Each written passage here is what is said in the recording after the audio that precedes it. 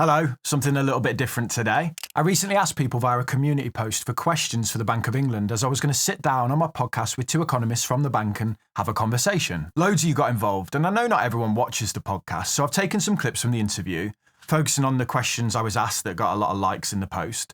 I'm then going to give some further thoughts on those responses now I've had time to reflect on what they said. If you have any questions for me about the interview, please just leave them below. I'll do my best to answer as many as I can.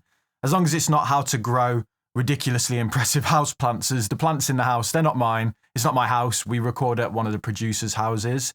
So yeah, these plants here, one of them's fake. I mean, I got absolutely no garden skills at all. But anyway, let's get on with it and let's start with a pretty direct question, shall we? You know, I worked in sales and we would have like targets and we would try and hit the targets. We would also massage the numbers to make it look like we were hitting the targets. If an organization has a target of, say, our mandate is 2%, would it not be unreasonable to suggest that maybe you have an incentive to make it look like you're near that 2%? How do you fudge the numbers? Inflation feels worse for people on the street, I guess is what I'm trying to say. Why do people feel that it's worse than what you're saying it is? So it might be more expensive in certain parts of the country than other parts, or for certain households, depending on what you spend your money on. So we know, for example, lower income households spend more money on energy and food than higher income households. So the inflation rate for those on the lower end of the income scale might be worse than those for the higher income households. Okay, yeah, because I think I saw food inflation is 16%, and obviously I think people look at petrol and food and energy, and that's probably all they consider, whereas there might be some abstract things that are dragging down the overall average that people don't buy that often. Secondhand cars might be falling in price or something. Yeah, so on the number fudge, a really important bit of this is we don't set our own homework and we don't then get to mark our own homework. So you talk about sales and it's okay, the same person is kind of sorting out what the numbers are as the person that's kind of making the numbers and doing the sales, right? But for us, the numbers are done by the Office for National Statistics, completely separate to us. The kind of the task, the job we're given is given to us by government, which is again not us. So between those things, we kind of have these they're institutional safeguards. They're basically trying to separate out, so we can't go, oh yeah, we just really conveniently changed the measure of this, right? Someone else is checking that. Someone else is giving us the job, and then we kind of fall in between those two things. So yeah, Rupal's completely right. It will feel different to different people, and that's massively important. But in terms of the job we're given, we're given a job, we do it, and someone else tells us if we've done it or not. I think really this speaks to how using an average of a wide-ranging basket of goods, while understandable, I mean, how else are the bank going to measure it? But it just fails to capture the day-to-day shopping habits of the public. I've linked the full list of these goods below for you, and you can just click on the tabs here at the top and you can see everything. But just as an example, how often are you buying bedroom furniture? When was the last time you bought a portable digital media player? Pre-recorded DVDs, anyone? Shout out to my man Elliot, who loves a Blu-ray. And do the cost of international student fees really affect your life all that much? Averages are always misleading in a data set, as they're influenced by the tail ends and extreme examples. And headline inflation that is often quoted reflects the average spend of someone who basically just doesn't exist. This basket of goods captures all spending, but not normal spending. Most of us just spend money on running the house and food shopping day to day. And that's why inflation feels so bad for most of us, as our personal rates of inflation are higher than 10.1%, because we're not buying guitars every week, which may have fallen in price, dragging down the average. Rather than a statement of, oh, it affects the poorest households worse overall, I would like an acknowledgement that actually it affects everyone worse than the quoted headline rate, because everyone is buying the stuff on this list that has risen by more than 10%. I don't blame the Bank of England for the fact that CPI data fails to capture the reality on the ground. I just think it would help if they were clear about why it feels worse for everyone day to day. Okay, next section. Michael Coulter asked a brilliant question, and I've just paraphrased it here. Do you wish you had more tools? Is there anything that you could say, this is these tools exist that we could use, or there's these theories within economics that we've seen elsewhere? Is there anything else that's on the sidelines? I mean, we're always looking to say, specifically the team that I work in the Bank of England is tasked with trying to think up new tools and test new things. And so we're always thinking about what's out there. And there are things in other parts of the world that are kind of, people have done slightly different things. Japan is always quite kind of far along that kind of track of interest in thinking. But one of the things we've got is that we are tasked, like I said, from like government with doing this thing, and kind of the tools we have are kind of, you know, what are given to us. So yeah, like we stay within our lane basically, right? And do the best we can. And then other people will kind of pick up other bits of that. Because I saw obviously with the bond market issues after the mini budget, you seem to have quite a targeted approach there with how you went after certain bonds to basically prop up pensions, it would appear. So that seemed to me to be slightly more surgical in its approach. Would that be an example? So that was more for financial stability. Yeah. So the bank has these like the two arms, or more than that now, but like two big arms of monetary policy, which is prices and inflation, where we have these blunt tools, and then financial stability, where sometimes we need to be a bit more targeted. And that is about the fact that if you don't kind of intervene in that market in like a smaller way, then you might need to intervene, or someone might need to intervene on a bigger scale because you get these big financial crises. Yeah. And so, yeah, you're right. That is a definite example of, you know, colleagues of ours at the bank. Well, actually Rupal as well, like kind of working long and hard to be like, how can we design something new and something that's going to do the job? So do you feel like the Bank of England is quite forward thinking, like innovative, or do you think it's more traditional, or Still a bit of a mix of both? Still got the black. You're on fax machines, aren't you? We sent out a smoke signal to get you in. It's the pigeons. Have you not got that? I guess one concern for the Bank of England when introducing these new tools is, what are the long-term impacts of that?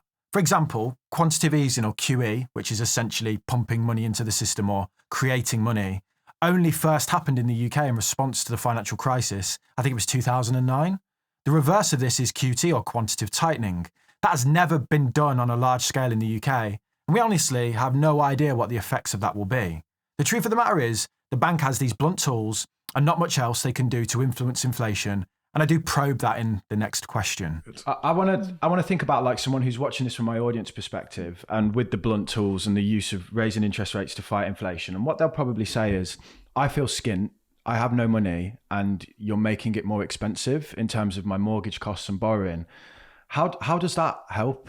So the downsides of, you know, raising interest rates to control inflation is it does make it more expensive to borrow money, and that is mechanical. And the way to kind of control inflation in most circumstances. But the thing with inflation is, if it gets really out of control, it can have very long-term impacts on an economy, which is far worse than kind of short-term pain of increasing the cost of mortgages, for example. It would seem that everyone feels like they have less money, but the inflation numbers aren't coming down as quick. Who's got all the money? Who's spending it? Who's spending it all, do you think? Are you seeing that as in increased spending, increased demand?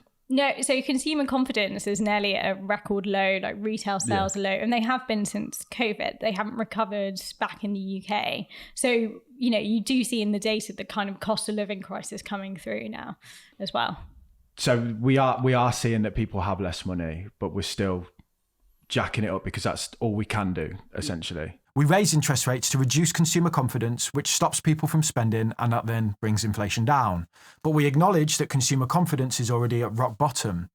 This comes back to this point of how inflation is measured and just how blunt these tools are. I ask them when they are saying inflation is caused by external factors, energy prices, etc., how using interest rates domestically can really impact inflation. Rupal essentially echoed the theme before, saying that's the tool we have and we just have to wait for energy prices to drop. The thing is, most spending now in homes at this point is on essentials. And I think no matter how high rates go, people just can't cut back on essential spending. There was a great question from Robert 435230. I got a question for you, Robert. How does it feel to be the 435,230th Robert on YouTube? But yeah, his question was, do they consider the implications of their rate setting decisions on ordinary people's lives? One thing I'm interested in is, do you consider the impact on people when you make your decisions? You know, or do you just sit on your gold, drink your champagne, and raise it up a little bit here? Yeah. Do you think when we raise interest rates, X amount of people are going to lose their home, or this could be the impact on an individual level, or is it simply we need to do this and there's going to be pain?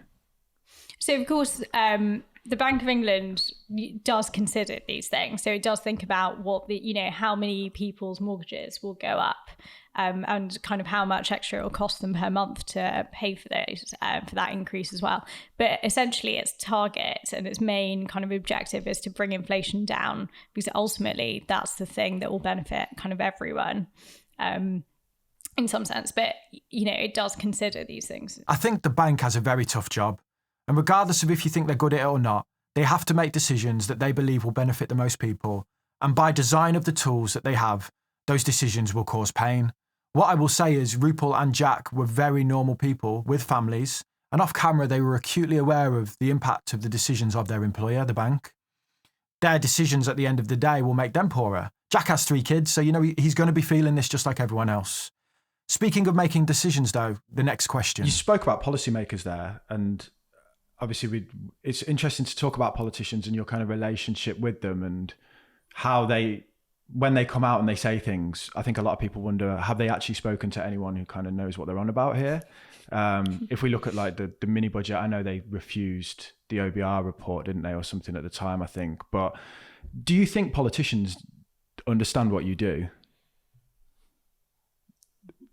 I'm not sure if it's for us to comment on. Okay. That's a hard no, isn't it? Anyway. So maybe a better way is, would they liaise with you in terms of like their policy, and do they sit down with people like yourselves or the Bank of England and say, we want to do this and this is how and then you go, well, if you do that, we think this will happen? So we have a lot of communication with what is kind of working level people, right? So we have people that do the similar kind of job to us at the Treasury and at all the different government departments. And they are like us, they're like economists that understand the kind of how it works, and they're there because they want to kind of serve public service and things. So we have a lot of conversations with them. But a really important part of the way the whole system works is they are free to make their decisions. Yeah. And we are free to make ours, and we don't interfere with them, because if we start interfering with them, they'll start interfering with us, and we just need to keep that all separate. So we do talk, and we do say, look, if this policy comes in, then we might have to do this with interest rates, right? Like if something happens, I think it was really obvious, kind of a few years back, people were talking about like fiscal spending, right? If the government's going to go out and spend a lot of money, and if they do that, that will support the economy, that will increase demand in the economy, but that will also have consequences for inflation and push inflation up. So the flip side of that is, okay, well then what is our natural decision? Well, we have to combat that. So we choose to put interest rates up a bit more. Yeah. And like everybody understands that dynamic, but we won't say to them, don't do that policy because we're going to put interest rates up. Yeah. And they won't say to us, well, don't put interest rates up because we're doing this policy. Like, it just doesn't work like that. It can seem frustrating at times, right? It feels like you're pulling away from each other, where like government, especially maybe with the Quarten kind of mini budget, felt like they were going one direction when the Bank of England were trying to go another. I mean, obviously this is as a layman just sat there. It just seemed that they were maybe pulling apart, and people were like, do these guys talk to each other? Because I get what you say, being separate is good, but you would also hope that we were all part of the same team, and that there was like sensible conversations around these things. But yeah, no, thanks for the clarification. I think I said my piece at the end there. Teamwork makes the dream work. It was clear to all of us at one point that the Bank of England and the government were pulling in opposite directions. Okay, now, one of the most commented things I get is this. No one wants to speak about the money printing, as in they think the discussion around inflation and its causes often fails to discuss the fact that we inflated the money supply. Not here though, people. I hit this question head on. You talked then about a couple of years ago and stimulating the economy, COVID and these points. And when we spoke about inflation before, it was very much, energy and stuff. How much do you think the quantitative easing like contributed towards inflation? And did you know at the time, look, if we stimulate the economy with furlough and all of this, we're going to get inflation? So quantitative easing is a policy tool to help increase inflationary pressure in the economy. So it's usually done when when the Bank of England thinks that there'll be deflationary pressure. So when prices are going to start falling. So the first time it was used was just after the financial crisis, when it was quite obvious the UK was entering a recession, people were going to spend less, something needed to kind of prop up the economy. And similarly, after the COVID crisis as well, we were under lockdown, all the shops were closed. Demand was basically being cut. And that's when quantitative easing was announced. And so that's kind of the reason you do quantitative easing. And when inflation started to increase, the Bank of England started quantitative tightening, which Jack said, which is basically taking money out of the economy and destroying it, which brings inflation down. I think one of my favourite questions was from Bob the investor. I asked this almost word for word. Do economists think deflation is bad, especially when we consider that tech is deflationary. It removes people from the workforce. As we develop more and more tech, AI, robots and stuff, that is deflationary in its very core. So are we not heading that way anyway, in a sense? So deflation is just as bad as inflation, right? So because it means that you would postpone your spending. Yeah. So take, for example, if you want to buy, I don't know, like a new pair of trainers, if you think that the price is going to fall tomorrow, you'll defer that spending till tomorrow. You would just wait. And you'll just wait and you'll keep waiting and you'll never spend that money. And if everyone does that, then that's bad for everyone because the shops aren't getting the business they need. And so you want to avoid deflation. Now you say technology is deflationary. It can be in some sense, but again, like interest rates will help control inflation, make sure it's on target. I then take this deflation question a step further to address some of the other questions that people ask. Yeah. So a counter could be that I'm still going to buy my food shop and the items that I might not buy might be a pair of Ray-Bans and maybe they need to come down in price, or like luxury watches and stuff.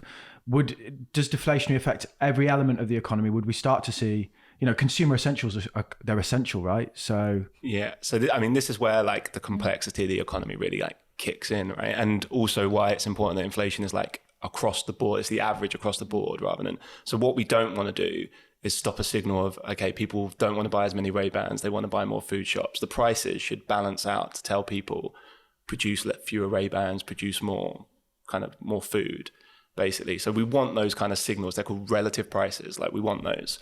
What we don't want is kind of all of the prices coming down on average, kind of for any prolonged period of time. And the reason for that is because everything's connected. So the guy producing Ray-Bans is not just a guy producing Ray-Bans, he's a guy going and spending money in the supermarket. So if his Ray-Ban business goes under, he hasn't got money to spend. So he's not going to go spend it in Sainsbury's, which means then Sainsbury's profits are going to come down. So they're going to be in a worse place. The people working at Sainsbury's won't have as much money because Sainsbury's can't put their wages up. So what are they going to do? Well, they're going to have less money to go spend around the economy, and the whole thing kind of cycles a bit.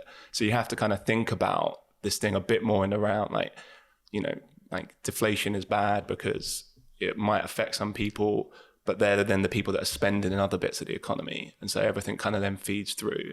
The other thing about deflation is, so inflation erodes debt, right? So say you've got a mortgage and the average cost of everything in the economy is, I don't know, let's say 10 grand to give a nice round number, and you've got a 10 grand mortgage, then, you kind of 1 for 1. And then all the prices go up and you're now on 20 grand. Well, that mortgage has just gone down by like half the value, right? Whereas deflation does the opposite. It means that like what you're earning and kind of the price of things in the economy are falling, but your debt, what you owe, is still the same. So it gets more and more expensive to pay your mortgage or your credit card. Or your national debt. Or your national debt if you're a government. Yeah, so it is interesting because I think people they just want the prices to come down, but they don't maybe consider it, and they hear deflation is bad, and then it's kind of a bitter pill again, isn't it, to swallow? Like, how is the prices of things coming down? Deflation on childcare products and nappies would not be bad for me right now. Something needs to give, doesn't it? If deflation is not desired and they don't want prices to come down en masse, then people's wages or incomes need to rise to keep up with the rate of inflation. T after this asked a really good question around taxing the rich and businesses to basically make them shoulder the responsibility rather than this narrative of, normal people need to shoulder the burden. I'll link the video in the end cards, like I said, so that you can watch that response. I don't want this to drag on too long. But this brings us to Seamus Bradford's question. One thing that we've seen at the minute as well is, wage-based spirals in terms of the public sector and stuff. Do you think that raising the wages within the public sector would lead to more inflation?